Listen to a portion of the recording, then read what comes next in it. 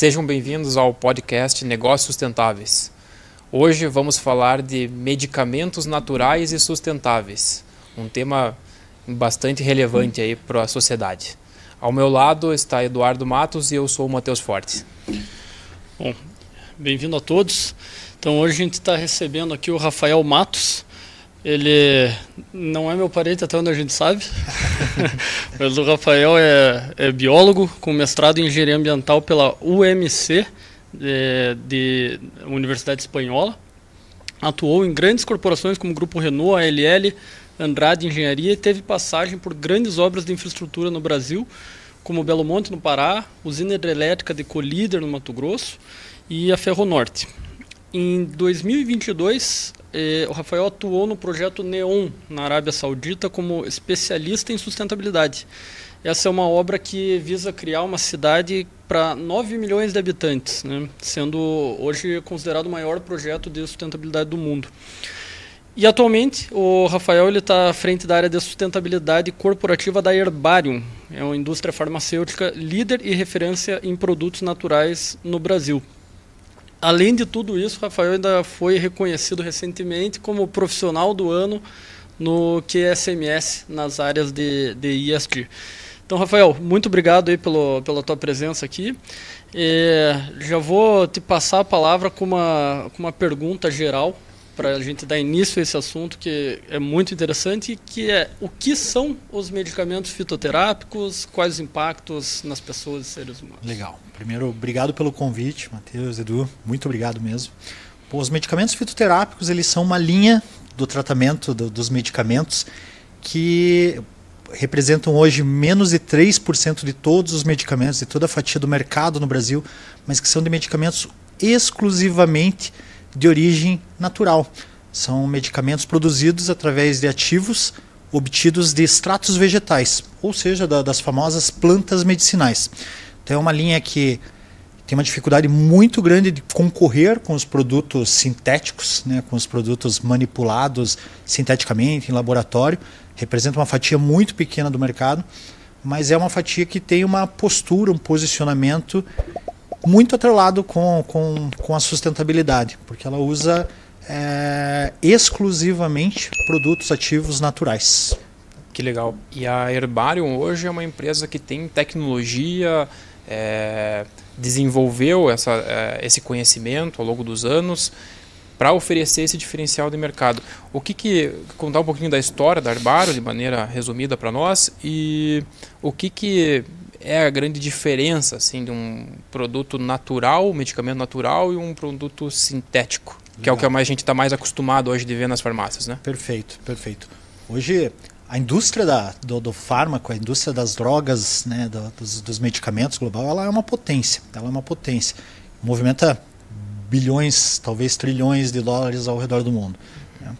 A Herbarium no Brasil, ela é pioneira na fitoterapia. Quando nem se falava ainda de medicamentos fitoterápicos, a Herbarium, que está comemorando agora no próximo setembro, então no próximo ano, 40 anos, ela trouxe para o Brasil esses medicamentos. Por falta de legislação ainda para que regulasse isso, ela no início ela se enquadrava em alimentos funcionais, então ela encontrou alguma facilidade no início para se disseminar. Então, mas ela buscou trazer a fitoterapia, trazer esses conceitos, introduzir no Brasil algumas espécies vegetais que já eram muito difundidas lá fora, ginkgo biloba e outras espécies que já tinham uso tradicional, desde a medicina asiática, da medicina tradicional chinesa, né? E ela trouxe para o Brasil.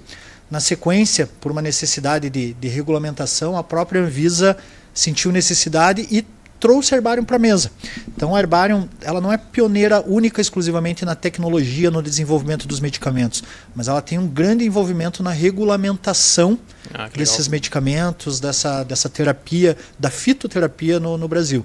Hoje existe uma instituição, né, a ABFITO, que é a Associação Brasileira das Indústrias, a qual a Herbarium fomentou, ela buscou não os concorrentes, mas os parceiros que já atuavam no negócio para vir para a mesa, para regulamentar, para formar essa associação, para que pudesse ter voz a fitoterapia junto dos órgãos regulamentadores, da Anvisa, que é tão forte, né, no Brasil.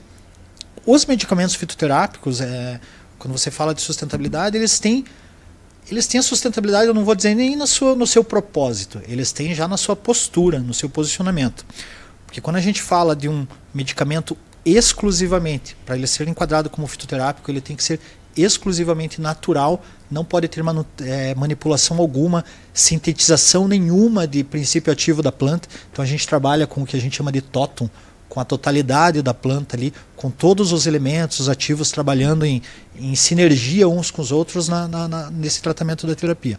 Quando a gente trabalha com isso e a gente precisa garantir que essa espécie seja orgânica, ou seja, não tem aditivo nenhum de pesticida, de químicos, nem nada. Natural. 100% naturais.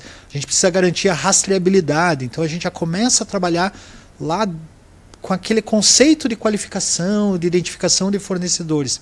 É uma exigência de vocês. É uma exigência. É uma exigência do órgão regulamentador, hoje da Anvisa. Isso para todo medicamento, mas isso se estende também e principalmente ao fitoterápico, que a gente tem uma rastreabilidade e uma garantia de qualidade desse fornecedor, que ele seja um produtor orgânico, principalmente quando a gente fala de uma espécie vegetal, essa é a grande dificuldade perante o sintético. Se eu pegar um medicamento sintético, eu vou sintetizar, eu vou extrair e eu vou garantir aquele padrão da qualidade do princípio ativo, da quantidade, do volume ali do princípio ativo. Quando eu falo de uma planta, de um fitoterápico, cada uma é uma. Cada uma é uma, cada espécie é uma. Então eu preciso desenvolver esse fornecedor para que ele tenha o máximo cuidado e o máximo de padronização desde a época do plantio, desde a época da colheita, desde o período, para que a gente tenha a melhor isonomia do princípio ativo na planta, para que a gente tenha uma garantia da eficácia, da eficiência desse produto vegetal. E Rafael, onde que estão esses produtores hoje que vocês trabalham? Perfeito, eles estão espalhados ao redor do mundo. Tá? A Herbarium, aí vem até um pouco pela história, pela sua fundação, e um pouco pelas dificuldades de regulação mesmo do Brasil. Hoje o nosso portfólio está na casa ali, vou arredondar, dos 100 produtos no mercado, mas a gente tem 3 ou 4 espécies vegetais apenas aqui nativas do Brasil. É a pergunta que vai ser recorrente, mas nossa, mesmo tendo a maior biodiversidade do planeta, sim, por uma dificuldade muito grande de pesquisar, desenvolver e regulamentar as plantas aqui no Brasil, isso acaba se tornando um empecilho.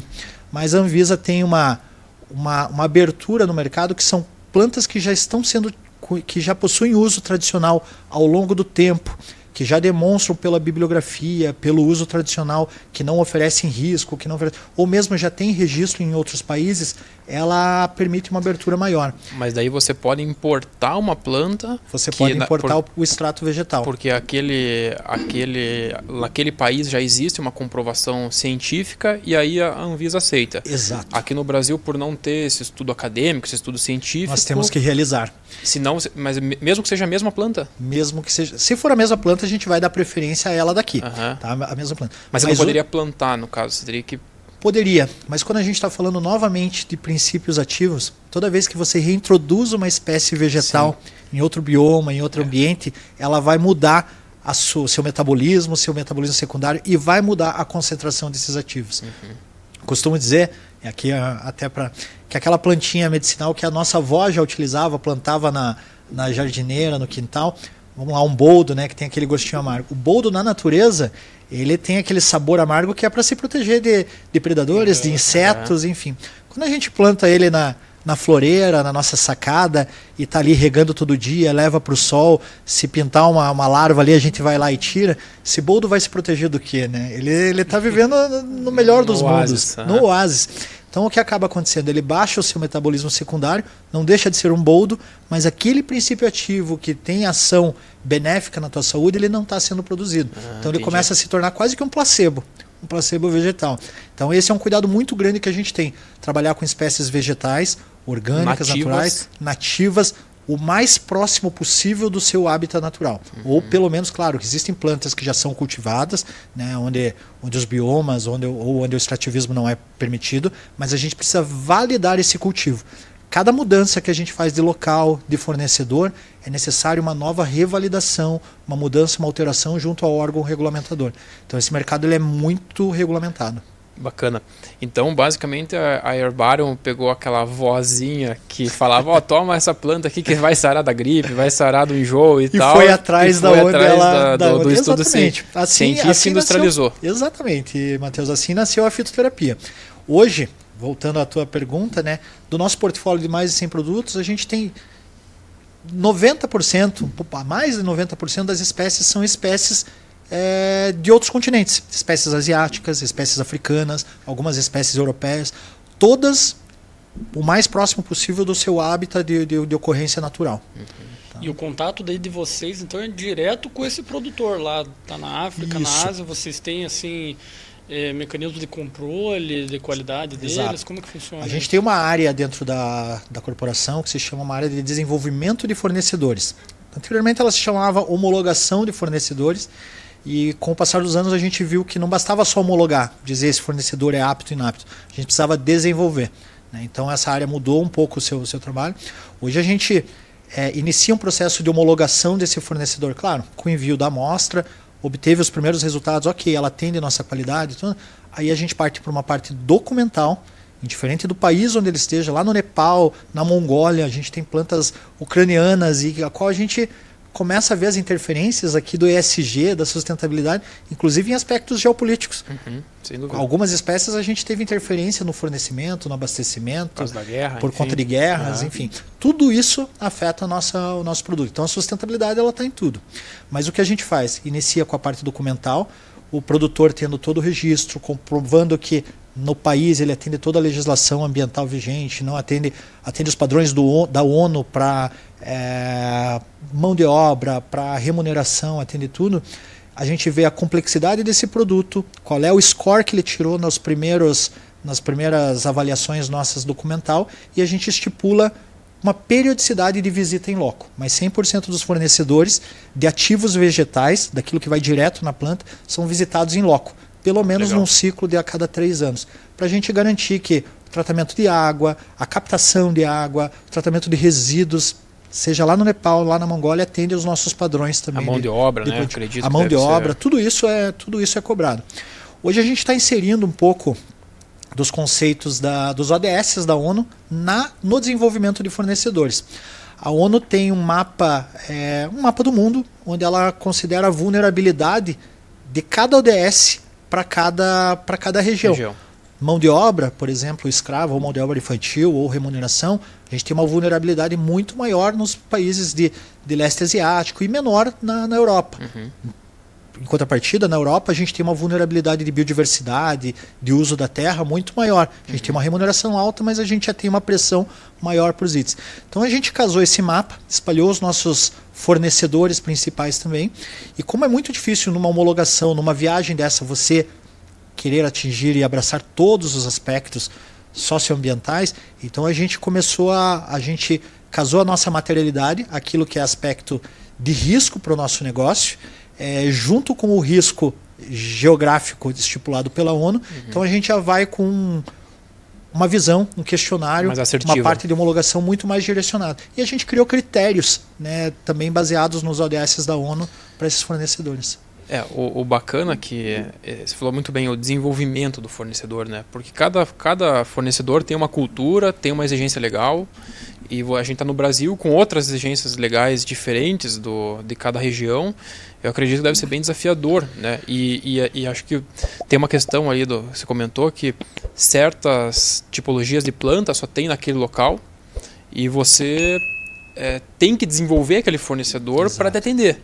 Então, ele não é só um fornecedor, né? Ele tem que ser um parceiro de negócio. A gente trata os fornecedores de ativos vegetais muito como parceiros, principalmente porque isso é sustentabilidade na veia, porque a tentação de um produtor rural que está ali plantando guaco, espinheira santa ou ginkgo biloba, plantas em outros, mas a pressão que ele sofre para abandonar o plantio de plantas medicinais, de ativos vegetais, para plantar uma monocultura que às vezes se torna muito mais rentável e ele tem muito menos exigências como soja, milho, então ele sofre essa pressão diariamente. Então se a gente não tiver um cuidado muito grande no desenvolvimento, ele vai abandonar para cair na tentação de plantar. É o relacionamento com você. Enorme, né? O mercado, que é um mercado enorme, que é um mercado que hoje, como ele não vai ser regulamentado e ter uma pressão, exigências tão fortes para uma produção orgânica, para uma produção limpa, então ele vai ter uma produção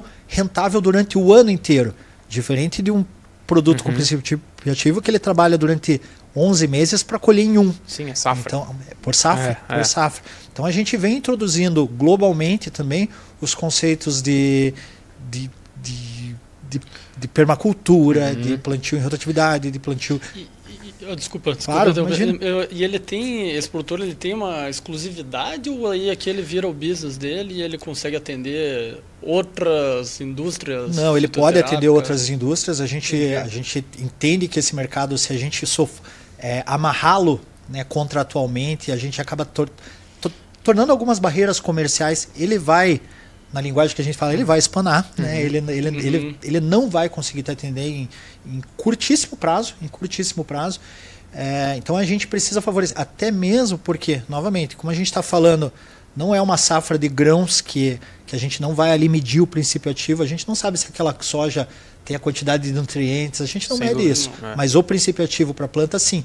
E a gente reprova na chegada na fábrica se a planta não foi cultivada, se por acaso chegou com pesticidas, chegou com alguma coisa. O primeiro teste de qualidade é feito no recebimento da matéria-prima dentro da indústria farmacêutica. Então ele corre o risco de reprovar e não ter o seu pagamento.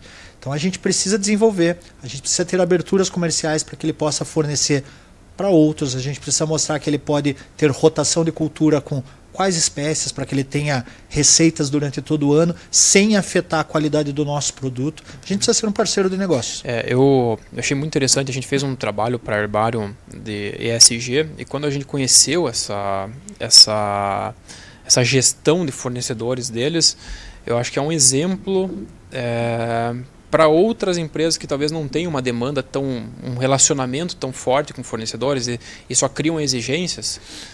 Porque assim, em qualquer segmento que você está, o fornecedor ele não pode ser tratado só como uma cotação. Exato. Né? E aí às vezes você começa agora a criar barreiras de exigências, principalmente agora as exigências ambientais, sociais, de governança começaram a ficar bem latentes aí no mercado. Você acaba perdendo um fornecedor eventualmente que te atende há 15 anos porque ele não conseguiu se estruturar de uma demanda que o mercado está exigindo. Então eu acho que sempre cabe o comprador, né, ter esse olhar também de será que eu não consigo ajudar esse meu fornecedor a desenvolver ele para continuar essa parceria de longo prazo, porque às vezes é uma questão cultural, né? Exato, ou de geolocalização. Às vezes ele está numa região que não tem aquele atributo que você precisa e aí a Herbarium, eu falei, nossa, imagina quantos países que vocês têm, quantos fornecedores de diversas culturas e idiomas e conseguem fazer isso. Então é realmente algo que me chamou bastante atenção. Bem legal o trabalho. Mas vai levando a qualidade do mercado mesmo, né? Você vai trazendo. Mas eu vou. Responsabilidade. Eu posso dizer, já atuei em alguns, né, como você comentou na introdução, em outros segmentos, obras de infraestrutura, automotivo, logística. O mercado farmacêutico, ele entende que o fornecedor ele tem que ser parceiro. Aqui eu tenho que fazer dar os créditos a quem merece. O mercado farmacêutico entende num geral. Então, e como essa também há uma dificuldade, há um ponto duro de fazer essas viagens para outros países e às vezes custoso e não apenas viajar para outro país, é ir para o interior onde se cultiva aquela determinada planta. Então, o órgão que rege, que é o Sindusfarma no Brasil, ele faz um canal de comunicação entre todas as indústrias farmacêuticas. Então, se hoje eu visitei um fornecedor lá no interior da Mongólia para determinada planta, eu disponibilizo os dados dessa homologação, respeitando, claro, toda a LGPD, mas os dados mesmo de como score socioambiental desse produtor, disponibilizo para o Sindusfarma e as outras empresas que querem fazer uso, puxa, eu preciso desse mesmo insumo, ao invés dela enviar uma equipe para lá, ela pode fazer uso da minha homologação. Afinal, ela vai entender os meus critérios e ela disponibiliza uma homologação de um outro determinado fornecedor.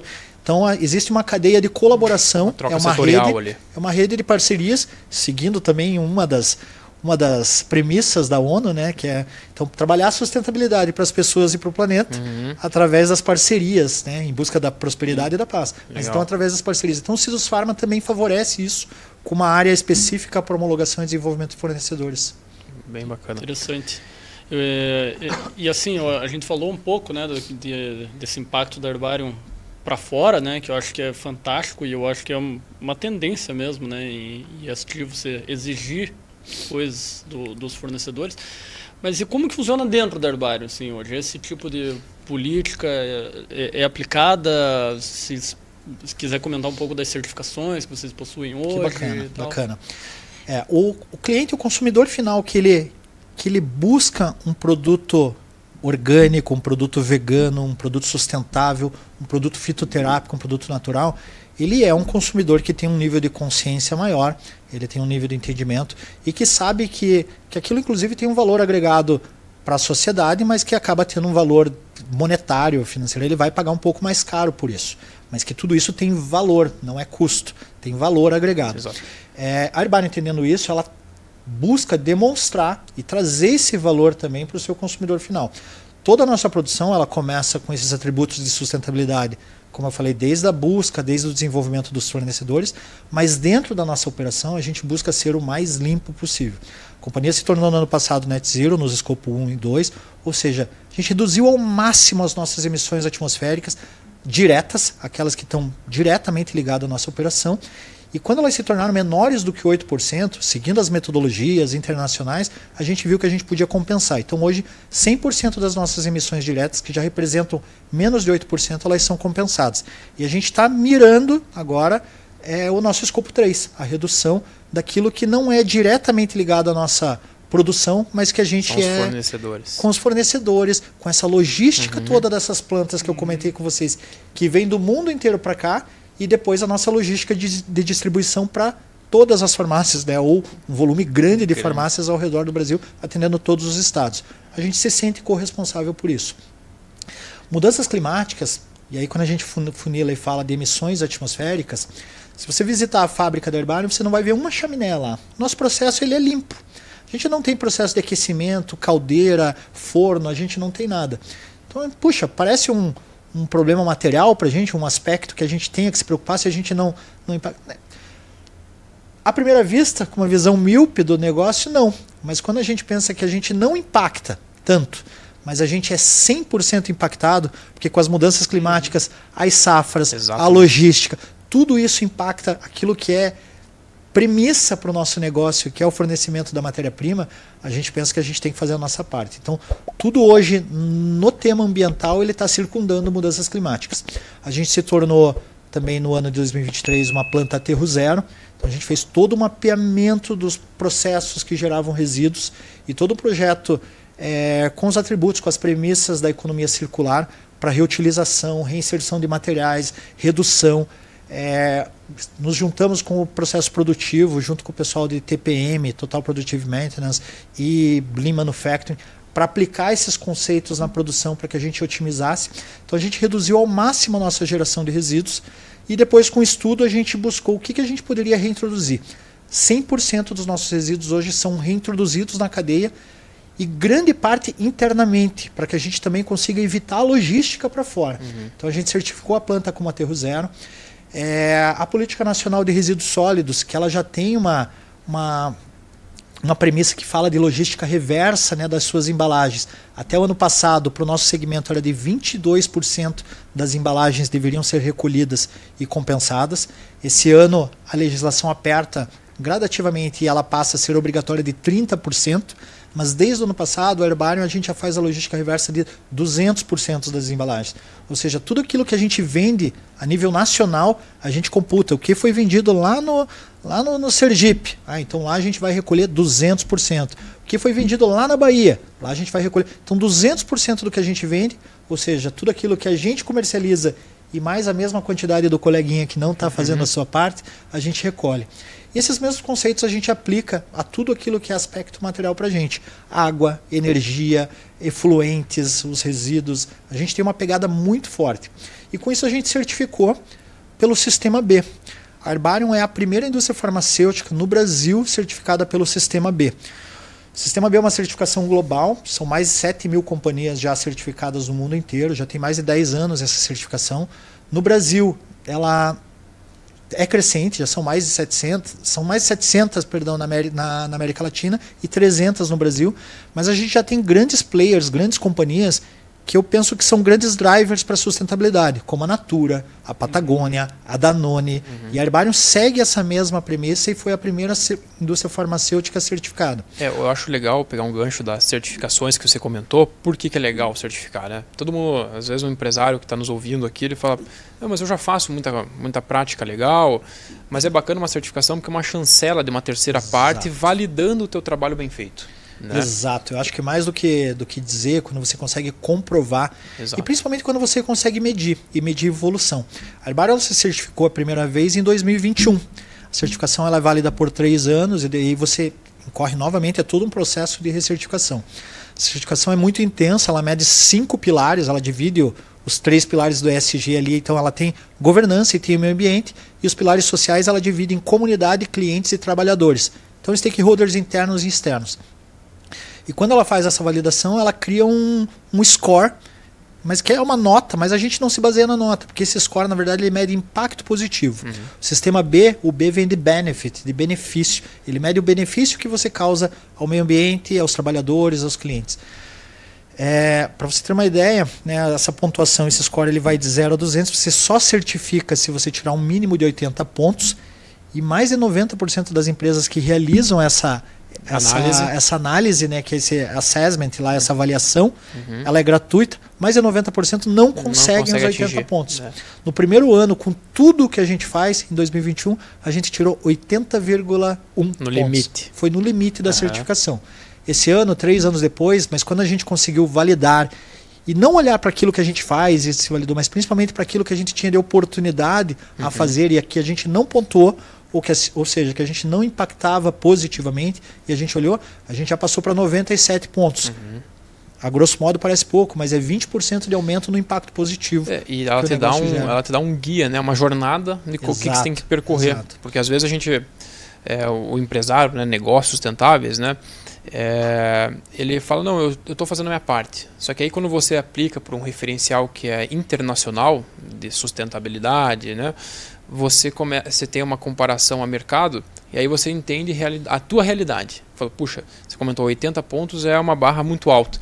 Então, ele pelo menos ali fazendo essas certificações, esses trabalhos, ele consegue ter uma dimensão, opa, eu estou longe, eu estou perto, para me igualar a uma empresa que eu vi lá que tem no produto dele aquele selinho. Né? Exatamente. E o consumidor final, é importante a gente falar isso, porque o consumidor final, quando ele vê aquele selinho no produto, aí tem um universo de certificações, mas tem uma justificativa porque ele conseguiu e provavelmente é uma empresa que está sendo pioneira no mercado e está puxando ali a régua do teu setor. Então, o consumidor que ele tem que sempre prestar atenção numa escolha, a gente sabe que o valor é muito importante, preço é muito importante, mas priorize empresas que tenham certificações porque elas estão fazendo possivelmente muito a mais do que os outros. Adam Smith, né, o pai da economia, ele já falava lá que é a mão invisível do mercado.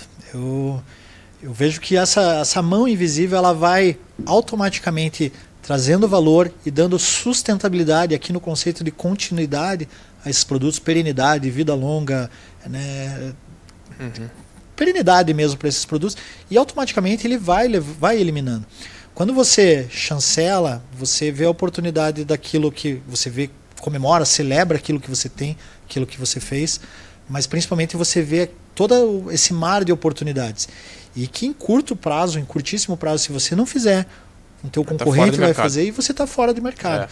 Então, assim, não existe indústria, né? A gente falando aqui de negócios sustentáveis, não existe um negócio que não tenha um atributo ESG sustentável, mas também não existe negócio 100% sustentável. A sustentabilidade ela é uma jornada. Então, assim, se a gente pensar globalmente, os maiores players, a Patagônia, por exemplo, ou aqui no Brasil, a Natura, a gente está falando que dos 200 pontos do sistema B, elas atingiram, as duas estão na casa dos 150. Ou seja, elas ainda têm um quarto, ainda tem uma jornada muito grande de melhoria. E sem poder esquecer, sem poder relaxar com aquilo que ela vem fazendo. Sim. Porque, né, isso tudo é jornada, é preciso investimento de tempo, de olhares, de atenção, continuidade. Sustentabilidade ela é contínua. Aí que tá, eu acho que o organismo certificador, né, aí ele tem o papel de estar sempre atualizado e ser de fato o norte, né, para todas as empresas, porque não à toa a certificação ela tem validade. Exato. Né, ela é baseada num princípio de melhoria contínua. Então, como você falou, chegou no 80,1 ali.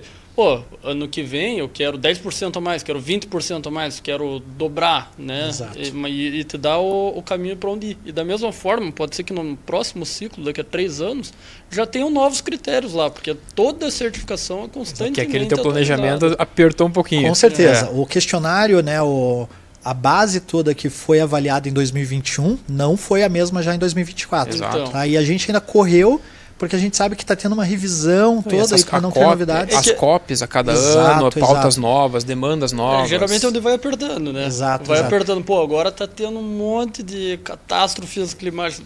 Já vamos focar mais ainda em mudanças climáticas. Esse sistema, o sistema de avaliação do sistema B, ele é muito inteligente também, porque ele se divide por segmentos, geolocalização. Então, o caminho ele vai se customizando a cada resposta, a cada área que você abre, ele vai... Então, é sempre uma incógnita. Eu até anotei aqui, vocês trabalham, o mercado de forma geral trabalha no ESG, né, Ambiental, Social e Governança, mas vocês denominam de outra forma. Vocês colocam o ser inspirador, ser natural e o ser responsável. Isso. E que eu achei bem legal esse conceito, porque já entrega um pouco do significado do que vocês estão querendo fazer, né, já nessas siglas. E só para o pessoal que está nos ouvindo aqui, ó, ser inspirador. Quais são os temas que a Herbarium gerencia? Né? São materiais para ela. Biodiversidade, ecoeficiência, que entram água, energia, efluentes e materiais, emissões atmosféricas, resíduos e o tema da logística reversa. Ser natural, diversidade e inclusão, saúde e bem-estar para as pessoas. Ser responsável, governança e transparência, integridade, performance econômica, cadeia de relacionamento e gestão de fornecedores, que a gente também falou. Então você veja assim, que a sustentabilidade não é só ambiental ou social. Não. Tem dinheiro na conta aqui. Tudo. Na verdade, acho que aqui veio um pouco aqui já falando um pouco de Rafael, é o meu tempero para o negócio. Eu busco sempre precificar, monetizar, medir. Porque é muito importante que o investidor entenda também o impacto financeiro daquilo. E aí, quando a gente fala de ESG, a gente traz muito para finanças. Tem que fechar a conta. Tem que fechar. E aí o que a gente fez foi trazer o ESG um pouco para a cara da Herbarium. A Herbarium ela tem muito desse romantismo natural, dessa pegada de saúde e bem-estar das pessoas. E esse acrônimo do ESG, o Environment Social Governance, a gente está na região metropolitana de Colombo, de Curitiba, perdão, no município de Colombo. Então, como a gente tem, principalmente na produção, predominantemente trabalhadores locais, a gente quis trazer isso para a linguagem deles. Então, ao invés de ESG, a gente utilizou o ser. S de social, E de ecológico, R de responsável. Legal. O social, o ambiental e o responsável, que é a governança. Mais do que governar, a gente quer ser responsável. E aí a gente trouxe isso, né? O ser responsável nos sistemas de governança, social das pessoas, mas no ambiental, ali que está o E de ecológico, mas a gente fala ser inspirador. O ambiental, como ele é a base do nosso produto, como ele é a base de tudo, a gente quer mais do que atender normas, do que atender regras. A gente quer ser inspirador e a gente quer ser regenerativo. Então, por isso que a gente busca sempre a compensação total, net zero, o aterro zero e a utilização interna, a compensação de 200%, porque a gente busca mesmo ser inspiração para o mercado farmacêutico. Isso é legal, porque principalmente, eu acho que um ponto de destaque aqui que você comentou é esse trabalho de logística reversa de 200%. Então, o consumidor que compra um produto da Herbarium, ele pode saber que se ele vai... depois você pode explicar onde que tem os locais para eles buscarem, mas acredito que deve ser próximo das farmácias e tal. Ele pode devolver essa embalagem, né, e saber que está contribuindo com o meio ambiente.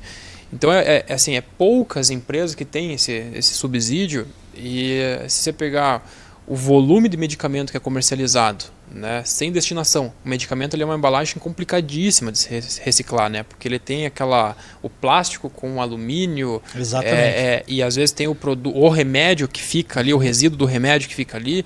Então ele geralmente vai para aterro esse material, em grande maioria.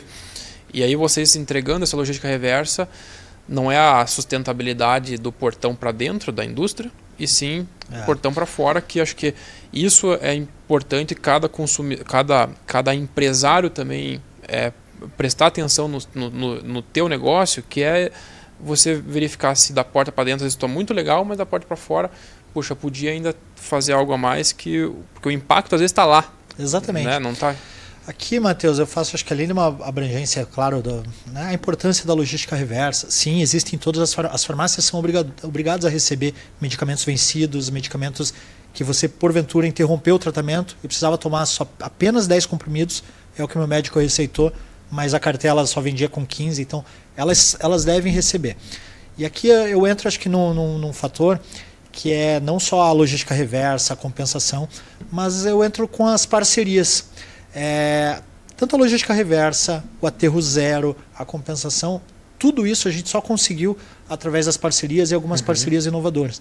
Você comentou aqui dos blisters, né? O blister é um material dificílimo de você reciclar, porque ele tem uma camada de papel alumínio que é termocolada, ou seja, ele é colado a quente ali no material plástico e às vezes com medicamento dentro, né? Então, a Herbarium financiou e desenvolveu uma parceria hoje que a gente tem um parceiro que recolhe 100% dos nossos blisters e já tem uma demanda que ele recolhe de outros fornecedores também para fazer um material muito parecido com sancas e gesso, mas ele faz batente e portas. Okay. Esse material é incorporado. A gente consegue hoje a reciclagem de 100% dos nossos blisters, não apenas os que são recolhidos, mas as rebarbas no processo de fabricação.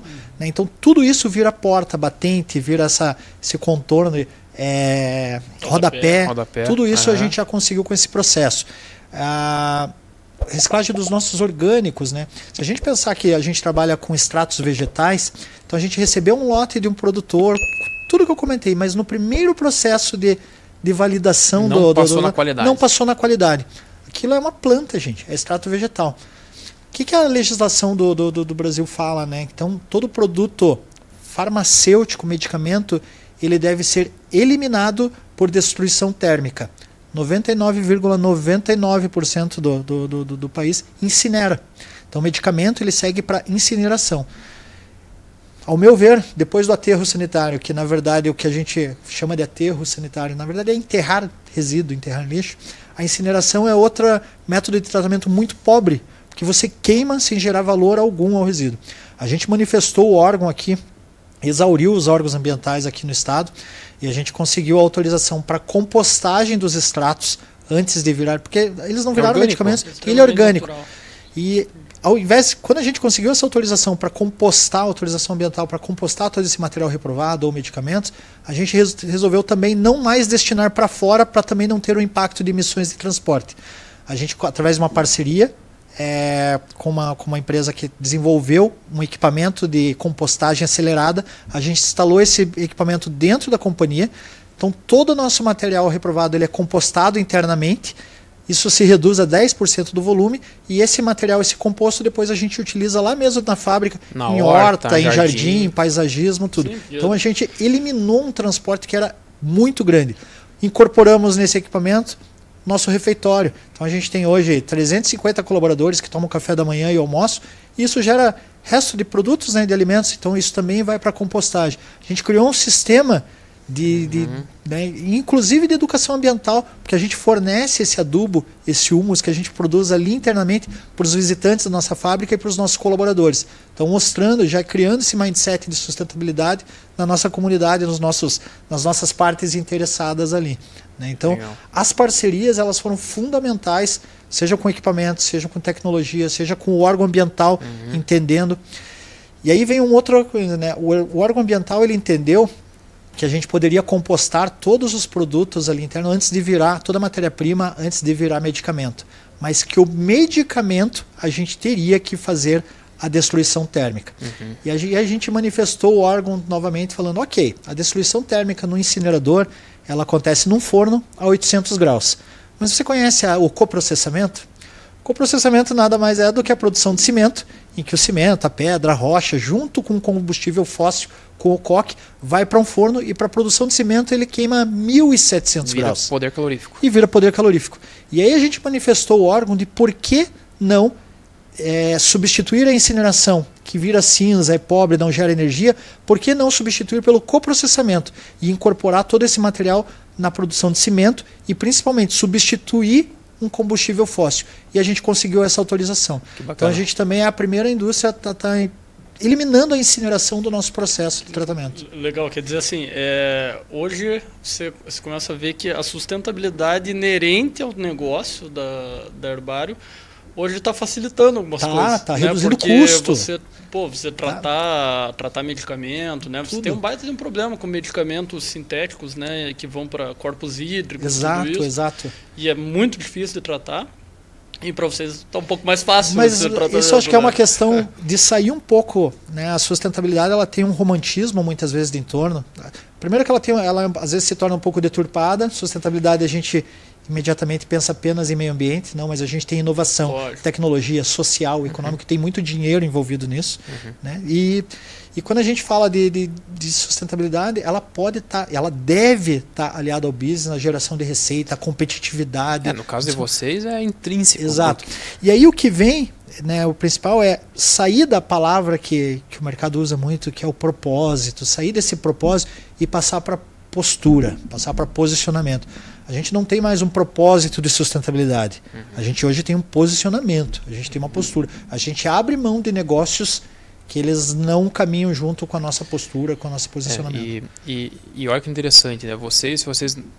Esses cuidados que vocês têm hoje na sustentabilidade como um todo, que é um exemplo, vai fazer com que vocês tenham perenidade na companhia. Assim, né? Espero. Porque imagina um fornecedor lá, se vocês não auxiliam ele a se desenvolver ou a ter alguns cuidados que a agenda global determina, você vai perder aquele fornecedor, automaticamente você não consegue produzir aquele medicamento e perde receita. Exatamente. Né? Voltando um pouco nos fitoterápicos, eles têm comprovação científica que dão resultado? Acho que é importante essa... Perfeito, Matheus. Isso é muito importante, né? Porque a gente está falando de um medicamento fitoterápico e não desmerecendo, mas não de um chazinho, de uma medicina empírica, de uma medicina familiar. Né? O medicamento ele passa por um processo, por um rito de validação, de comprovação perante a Anvisa, que valida desde dos teores, do processo de fabricação, da eficácia. Todo medicamento fitoterápico ele passa também pelo mesmo processo de um medicamento sintético. Testes pré-clínicos, que envolve os testes de laboratório, os testes em animais, dependendo da enfermidade, e os testes clínicos. Os testes clínicos são, antes do registro, aqueles testes que são desenvolvidos por universidades, instituições de pesquisa, que envolve um N amostral, um volume imenso de pessoas, a qual metade vai tomar, ou um certo percentual vai tomar um placebo, outro percentual testes às cegas, duplo cego que a gente chama, mas todo esse medicamento ele passa por uma comprovação. Como se fosse um medicamento sintético. Exato. Da mesma como forma. se fosse da mesma forma. A indústria fitoterápica, assim como a indústria convencional, vou assim chamar, ela passa pelos mesmos processos de vistoria da Anvisa, pelas mesmas exigências de BPF, boas práticas de fabricação, procedimentação, gestão de mudança. Hoje, qualquer mudança que eu tenha na minha fábrica, seja de fornecedor, seja de layout produtivo, seja de tamanho de lote, a gente tem uma série de exigências. Qualquer mudança eu tenho que apresentar para a Anvisa, para a Agência Nacional, qual foi a mudança, os testes que eu fiz que garantem perenidade da eficácia, da eficiência, da qualidade do produto. O mercado é muito regulamentado. Acho que até por isso, né, a Herbarium, pelo que você contou, né, atuou nesse papel político, vamos dizer assim, de regulamentação, para que colocasse na mesma prateleira, né? Mas peraí, não sou um suplemento alimentar, né, um negócio do tipo, eu sou um medicamento. E quais são os principais produtos hoje da Herbarium? A gente trabalha muito, Matheus, com uma linha de inverno. Então, assim, o forte hoje do Herbarium, a gente vem buscando, já até com esse entendimento, e aí muito atrelado às mudanças climáticas, né? O forte do nosso portfólio está ligado a gripes e resfriados, então produtos de inverno. E o que vem acontecendo com o mundo todo, né? Curitiba é um exemplo disso. Curitiba, no sul do Brasil, a gente tinha as estações muito definidas, um inverno muito rigoroso. E a gente passou esse ano, junho e julho, talvez com 2 dias de frio. E isso altera... Alguns anos, né? E isso altera também os nossos negócios, altera desde o fornecimento da matéria-prima, porque as espécies não crescem, não se desenvolvem e não têm os seus princípios ativos produzidos na planta da mesma maneira, quanto a nossa porta para fora no nosso produto final, né? A partir do momento que a gente não tem inverno, não tem enfermidades geradas pelo inverno, gripes, resfriados, a gente acaba tendo uma interferência também na nossa geração de receita. Então a pessoa hoje que for comprar um produto fitoterápico, ela pode ficar tranquila, dormir tranquila que vai melhorar. Pode sim. E é preventivo geralmente, né? Uma das recomendações de alguns medicamentos, né? Isso. Alguns produtos fitoterápicos, sim, eles podem ser utilizados, podem ser consumidos como prevenção, como melhoria da qualidade de vida, como aumento da saúde e do bem-estar. A gente tem uma série de produtos que a gente chama de produtos clássicos, algumas espécies vegetais, que são vendidos na farmácia, mas a gente chama do balcão para fora. Então são produtos que qualquer consumidor pode pegar e utilizar como uma prevenção ou como uma melhoria do sistema imunológico, como uma melhoria da qualidade de vida. Todos os produtos que estão do balcão para dentro, na farmácia, eles necessitam de uma prescrição, de uma orientação médica. E aí emenda bem na pergunta, na dúvida que me surgiu aqui, que é, hoje, dentro das parcerias, vocês têm médicos? Vocês conversam com esse público? Porque muito. É um agente fundamental, né? Esse público, esses stakeholders, essa comunidade, esse público, ele é muito importante para a gente, para ter o entendimento. Infelizmente, a gente sabe que na academia, na formação, a fitoterapia também é embrionária. Então o médico ele sai com uma carência muito grande. Mas a gente também tem um universo de lançamento muito grande, de inovação muito grande no mercado. Então a gente está sempre inserindo novos produtos no nosso portfólio. A legislação no Brasil para propaganda de medicamentos, isso não é exclusivo para fitoterápico, é para propaganda de medicamentos, ela impede propaganda em revista, em jornais. Então se a gente prestar atenção, a gente nunca viu propaganda de um medicamento, né, em revistas, em jornais, na televisão. A propaganda ela deve ser feita boca a boca, diretamente aos médicos. Então é uma propaganda diferente, a gente chama, né, dos representantes médicos. A gente tem uma série de representantes, mais de 150 espalhados no Brasil inteiro, em todos os estados, que recebem um treinamento específico sobre cada produto. E eles vão, um a um, porta a porta, visitando mais de 30 mil médicos por mês, passando conhecimento, passando informação. Além disso, o Herbarium desenvolve também seminários técnicos, seminários voltados a alguns temas ou de enfermidades, né, ou para determinados produtos. Recentemente, né, a gente lançou e registrou no Brasil alguns produtos à base de cannabis. Né? Então, é um mercado muito novo regulamentado no Brasil e que ainda tem muito desconhecimento. Então, a Herbarium ela é promotora desse conhecimento de forma ativa, então levando os representantes também aos médicos que podem ter que tratam alguma enfermidade ou que têm especialidades, né, na sua formação voltadas que podem fazer uso de produtos à base de cannabis, de canabidiol, mas a gente também promove seminários, eventos, apoia seminários que trazem informação técnica e científica à base desse e de outros produtos. Nesse setor eu acho que é um dos produtos que mais vem assim, um crescimento exponencial. Sim, o mercado de cannabis no Brasil, na semana passada mesmo, não necessariamente diretamente ligada, mas na semana passada, por unanimidade, o governo votou pela autorização da produção de importação de sementes e plantio de cannabis no Brasil para uso médico-farmacêutico. Então agora ele votou que sim, agora ele vai regulamentar esse setor, mas é um avanço muito grande a gente já ter o entendimento de legal, que a cannabis, né? da legalidade desse produto. Isso é importante. E eu acredito que, por ser um medicamento natural, acredito que para as pessoas, para os usuários, também devem ter uma performance interessante, no mínimo, em comparação aos sintéticos. Não digo se é mais forte ou mais fraco, mas menos agressiva, talvez seja a palavra, né? Ele é um medicamento natural. Ele é um medicamento que sim, ele é menos nocivo ao organismo. Entendemos que cada organismo trabalha de uma forma diferente, Claro. então é muito importante a orientação médica, a prescrição. Mesmo os medicamentos fitoterápicos, eles podem e apresentam efeitos colaterais. Sem dúvida. A gente tem medicamentos que sim, possuem a mesma restrição, tarja vermelha, os mesmos critérios para venda, tarja preta, como é Mesmas o uso do CBD, classificações. as mesmas classificações, as mesmas exigências de recolhimento de receita, de orientação médica, que um medicamento sintético. Não, bacana. E entrando no social, quando eu conheci Herbarium, algo também bem legal que eu lembro lá é aquelas rotinas que vocês têm para os colaboradores, a prática de yoga, A meditação. A meditação transcendental. Isso. Se puder falar um pouquinho, isso aí é Isso. bem A Herbarium legal. acredita, a nossa missão, o nosso valor principal é a promoção da saúde e bem-estar. Nosso propósito é a promoção da saúde e bem-estar através da natureza. Se você entrar no nosso Instagram, a gente faz pouquíssimo, até por conta das restrições legais, mas pouquíssima promoção ao medicamento.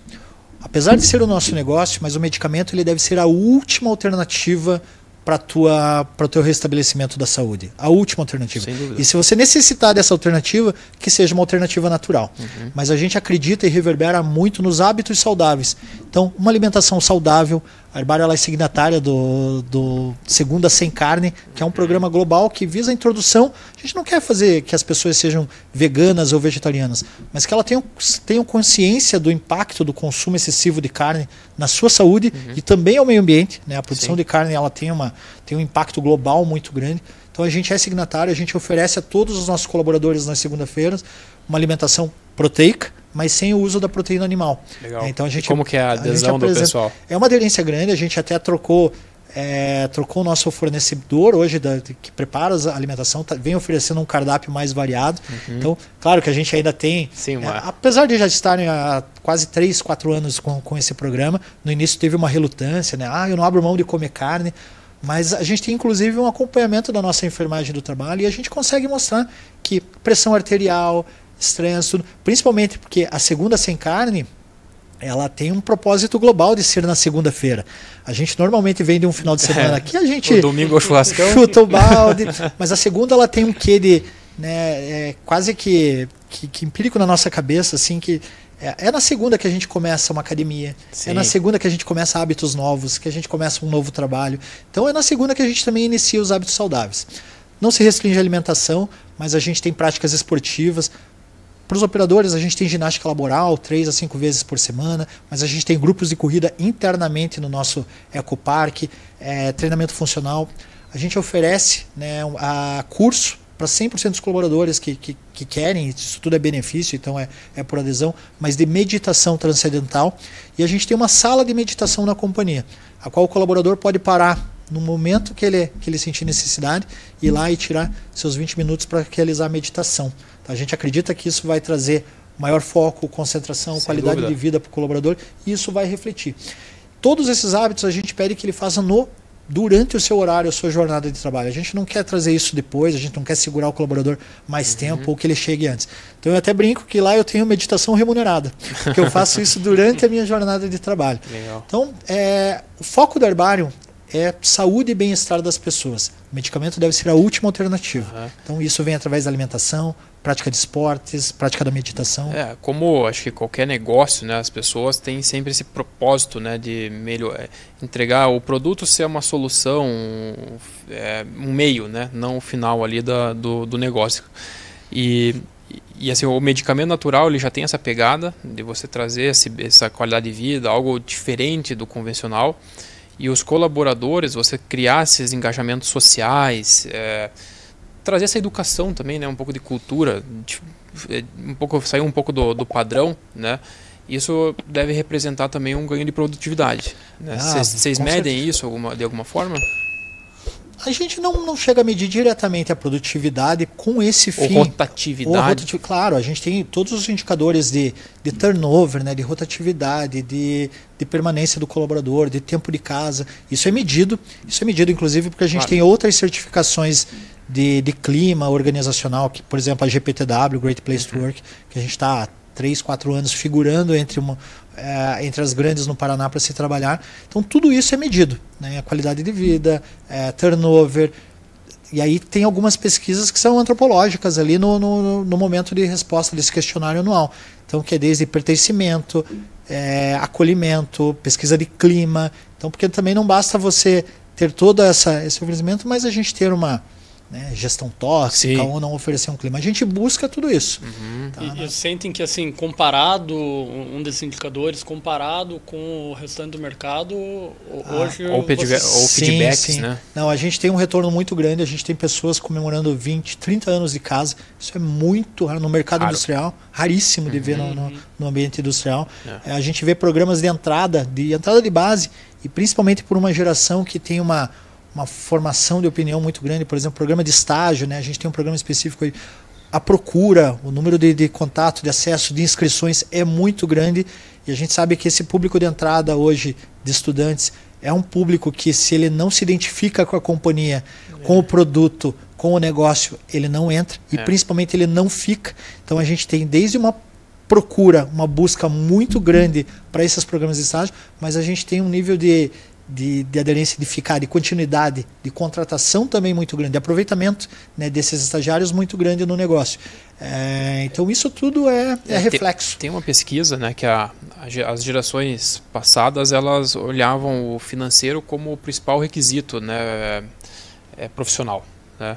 E hoje essas novas gerações elas já estão colocando a qualidade de vida na frente até do financeiro. E as modalidades hoje, você vê tanto as casas, hoje tem muitas alternativas hoje de você alugar a casa, que torna mais fácil essa questão financeira para essa nova geração, e você entregar a tua empresa, entregar todas essas soluções aí de saúde e bem-estar, sustentabilidade, uma governança, uma transparência, né, para ter esse engajamento desses colaboradores. Sem dúvida vocês conseguem fidelizar esse time, né? É claro, Matheus, que dentro da área de gente gestão e principalmente ali remuneração e benefícios, a gente olha, é um olhar muito importante a remuneração, mas ela é parte. Esse salário não financeiro, que é como a gente chama, esse pacote de atrações, acho que vocês comentaram na minha introdução, né? Então, no ano retrasado, eu estava morando na Arábia Saudita. Quando eu recebi a proposta de vir para o Herbário, já conhecia Herbário, então eu tenho a grata... Eu brinco que eu sou filho dos programas de sustentabilidade, dos programas de ESG do Herbário. Há 24 anos atrás eu estagiei na Herbário. Que legal. Então eu fui bolsista lá ainda na graduação. Meu primeiro emprego foi na Herbário como analista ambiental, lá em 2000, tem mais de 20 anos atrás. Mas eu ganhei o mundo, saí, fui conhecer, fui ter bagagem, fui saber aquilo que eu quero. Então, se hoje eu tivesse ainda esse viés apenas de financeiro, eu posso te dizer que eu nunca tinha saído da Arábia Saudita. Sim, eu jamais teria voltado. Mas quando eu coloco na balança qualidade de vida, mais do que qualidade, porque qualidade também é algo, mas eu chamo de equilíbrio de vida. Equilíbrio de vida é uma remuneração justa e que me dê condições, escolhas, e me permita aí sim ter qualidade, e outros benefícios aí não financeiros, né, mas que pensam na minha saúde, no meu bem-estar, de quem está no meu entorno, dos meus times e principalmente dos meus familiares, da comunidade. Então isso eu considerei muito para retornar para o Brasil. E conta um pouquinho rapidinho desse projeto na Arábia Saudita, porque todo mundo acho que já viu reportagem, é fantástico. Neom é uma grande região no norte da Arábia, tá? Eles estão construindo, lá a gente chama de províncias um pouco diferente aqui dos estados, mas imaginando uma grande cidade, é a cidade de Neom, ela fica bem no norte, quase na tríplice divisa ali entre Jordânia e Egito, e é para ser a cidade mais sustentável do mundo. Hoje é o projeto em andamento, maior investimento no mundo, principalmente atribuído à sustentabilidade. Essa cidade ela vai ter uma área, claro, é uma cidade que pretende receber 9 milhões de habitantes, então ela tem uma liviabilidade, uma qualidade de vida muito pensada. É uma cidade que está sendo desenvolvida para que não existam carros, para que não existam veículos a combustão. Olha só. Então isso traz uma série de desafios e de inovação muito grande, e às vezes para aquilo que parece que é mais rotineiro e cotidiano, como retirar o lixo. Né? Em 100% das nossas casas aqui... Sem caminhões. Então isso traz um nível de investimento em tecnologia e inovação para que você tenha tudo de forma pneumática, subterrânea, com segregação por pesos, por densidade. Isso está desenvolvendo o mundo. A Arábia, ou posso dizer assim, os países árabes com com maior receita, né? Então, Emirados Árabes, Bahrein, o Catar e a Arábia Saudita, elas estão mudando esse mindset para sair da dependência do petróleo nos próximos anos. Ela entende, ela já entendeu faz tempo, que isso vai acontecer. Ela está tirando proveito ainda do ápice para reinvestir o seu dinheiro do petróleo. Né? Então, se a gente prestar atenção, e às vezes isso passa quase que despercebido, mas o mundo árabe ele abriu as portas para o turismo muito recentemente, esporte. E principalmente para o turismo esportivo e turismo esportivo de alto valor agregado. Então hoje dos grandes prêmios de Fórmula 1 no mundo, a gente tem, se eu não me engano, 3 ou 4 que estão acontecendo ali. GP do Bahrein, GP de Abu Dhabi, GP de Riad. Então são esportes que trazem o olhar do mundo e muitos investimentos. A gente teve recentemente grandes eventos de UFC, de artes marciais acontecendo lá. A gente teve a Copa do Mundo, a última acontecendo lá. Sim, não, sem dúvida. E a Arábia Saudita, a hotelaria está bombando e ela está reinventando, inclusive mudando legislações. A legislação dos países árabes, que eram muito... São países que são regidos pela religião, então são países que têm o Alcorão rege desde a legislação trabalhista, mas eles estão mudando isso em pequenas ilhas para poder atender e abrir isso para o mundo. Então hoje, por exemplo, já é possível você ter o consumo de álcool, ter mulheres não vestindo as vestes árabes, né, as vestes islâmicas, em hotéis, em marinas, em alguns ambientes.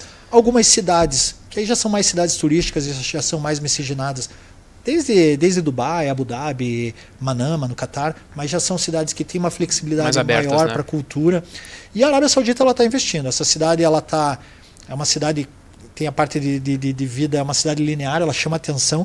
Talvez se vocês não conhecem, não ouviram ainda por Neon, mas alguém já deve ter ouvido por The Line. Então é um grande prédio de 470 quilômetros, 500 metros de altura, onde essas pessoas vão morar. Muita gente fala, isso existe mesmo? Existe. Eu estava lá, eu participei, e está em obra. O primeiro milestone, né, a primeira entrega já foi feita esse ano, porque a gente tem, como toda grande cidade, a gente vai ter uma parte de urbanização, a gente vai ter uma parte industrial. Essa parte industrial lá se chama Oxagon, que é na beira do Mar Vermelho. Então, hoje 15% da receita do PIB global passa por ali no Mar Vermelho para atravessar ali o canal de Suez. Né? Então eles pensaram nisso e estão criando toda uma estrutura de grandes indústrias e de abastecimento, de facilities para esses navios cargueiros que passam ali. Mas o Mar Vermelho também ele é lindíssimo e ao longo dos anos ele foi fechado. 3 dos 10 melhores lugares de mergulho no mundo ficam ali nessa baía de Sheikh Al Sharm, ali na divisa da Arábia. Então, o primeiro marco foi a abertura já de uma cidade, ou de um bairro dessa cidade de Neom, chamado Sindala. Posso dizer, com lugar de fala que dá de 10 nas ilhas lá Olha só. Nas ilhas de... Nossa, me fugiu o nome agora. Ilhas Caimã.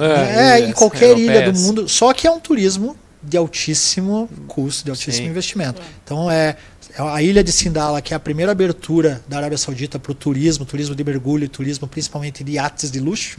Então ela abre, das Maldivas, era onde eu queria. Então gente, é lindo o lugar, é lindo, mas é um turismo riquíssimo. Mas o que é bacana ali, gente, que é o principal, que acho que é uma mudança, quando a gente fala em sustentabilidade, em cidades sustentáveis e tudo, a gente ainda também tem um viés inconsciente de pensar que sustentabilidade está ligado a um modo de vida mais simples, mais pobre talvez, ou mais singelo.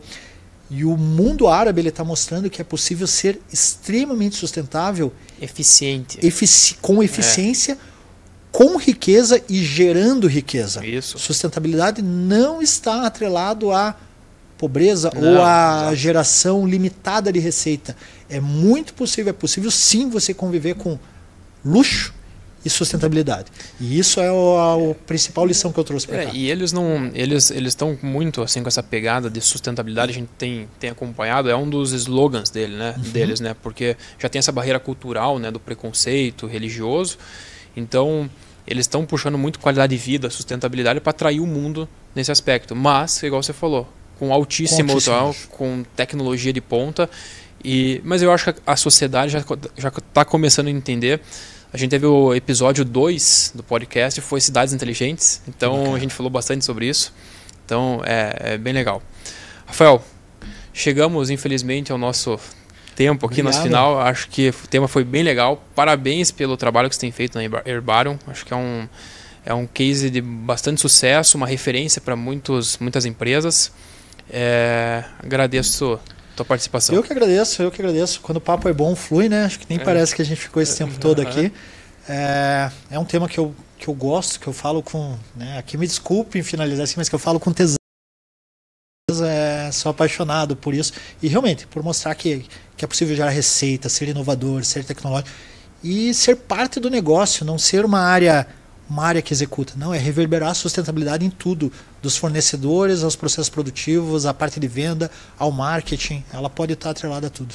Legal, Rafael, obrigado aí, reforço, parabéns aí pelo trabalho desenvolvido. Eu que agradeço. E esse foi o podcast Negócios Sustentáveis, fiquem atentos aos próximos episódios.